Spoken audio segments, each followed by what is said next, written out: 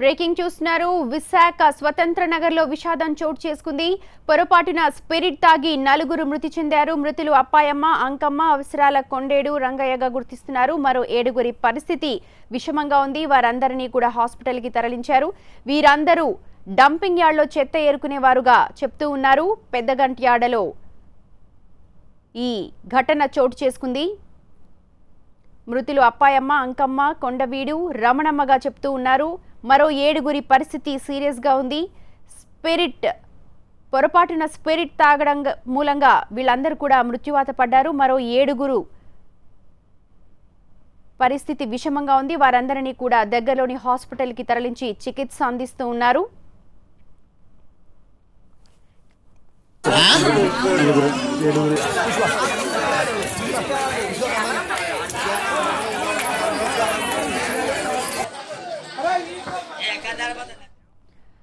మా ప్రతినిధి ఖాజా ఈ ఘటనకు సంబంధించిన అప్డేట్స్ అందిస్తారు. ఖాజా, కల్తీ మద్యమా లేక స్పిరిటా? ఎందుకు స్పిరిట్ అక్కడ ఉంది? ఏం జరిగింది అసలు?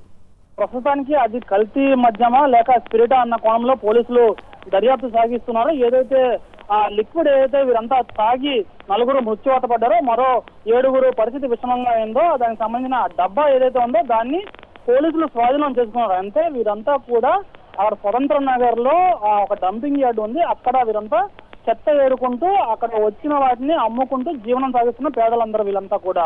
అయితే వీరందరికీ కూడా ఈ రోజు తెల్లవారుజాము నుంచి చెత్త ఏరుకుంటున్న క్రమంలో ఒక నల్లని ప్లాస్టిక్ డబ్బా ఒక ద్రావణంతో వారికి దొరికింది. ఆ దొరికిన డబ్బాను తీసుకొచ్చి వీరంతా కూడా ఇంటికి తీసుకొచ్చి ఆ తర్వాత దాన్ని తెరిచి చూశారు. తెరిచి చూసేసరికి ఇప్పసారా లాంటి ఒక వాసన రావడంతో ఆ సారా అనుకుని వీరంతా కూడా ఆ 11 మంది కలిసి అక్కడ అంతా గ్లాసుల్లో వేసుకుని సేవించారు. సేవించిన క్షణాల్లోనే ఒక్కొక్కరుగా ప్రాణాలు కోల్పోయే పరిస్థితి అక్కడ ఎదురైంది. ఈ ఘటనలో ఈ సారాను తాగిన ఈ ద్రావణాన్ని తాగిన వారిలో అప్పయ్యమ్మ, అంకమ్మ, కొండోడు, రమణమ్మ అనే నలుగురు అక్కడికక్కడే ప్రాణాలు కోల్పోయారు. మరో 7గురు ఆ లిక్విడ్ ను తాగిన 7గురు తీవ్ర అస్వస్థతకు గురయ్యారు. వారందరినీ కూడా హుటాహుటిన స్థానికుల సాయంతో కేజెస్ తరలించారు. కేజెస్ తరలించి అక్కడ చికిత్స అందిస్తున్నారు. వారిలో కూడా 7గురిలో ఇద్దరి పరిస్థితి విషమంగా ఉంది. ఏదైతే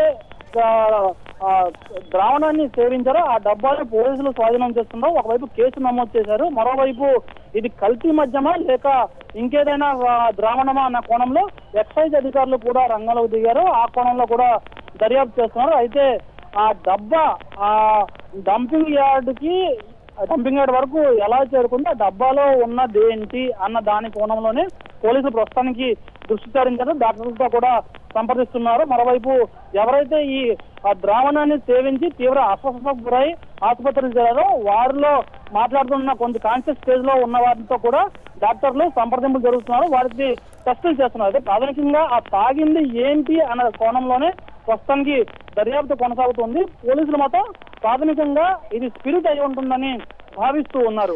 ఆ క్యాన్ లో ఉన్న ద్రవాన్ని శాంపిల్ ని పరీక్షకి పంపించారా ఖాజా? దానికి సంబంధించి పోలీసులు ఏం చెప్తున్నారు? ప్రస్తుతానికి పోలీసులు ఆ డబ్బాని స్వాధీనం చేసుకుని ఎక్సైజ్ అధికారులు కూడా సమాచారం అందించారు. ఎక్సైజ్ అధికారులు పోలీసులతో సంప్రదించిన తర్వాత ఇద్దరు కలిపి ఆ శాంపిల్స్ ను ల్యాబొరేటరీకి తరలిస్తారు. ల్యాబొరేటరీకి తరలించిన తర్వాత వాళ్ళు పరీక్ష చేసిన తర్వాత అందులో ఉన్న ఆ ద్రావణం ఏమై ఉంటుందన్న మీద ఒక రిపోర్ట్ ని తీసుకుంటే దాని ఆధారంగా కేసుని ముందుకు తీసుకెళ్తారు. మరోవైపు ఎవరైతే ఈ అస్వస్థకు గురయ్యారో వారికి చికిత్స అందిస్తున్నారు. కేసు నమోదు చేసిన పోలీసులు దర్యాప్తు ప్రారంభించారు. ఈ నలుగురు ఎవరైతే చనిపోయారో వారి పోస్ట్ మార్టం రిపోర్ట్స్ ఎప్పుడు అందుతాయి?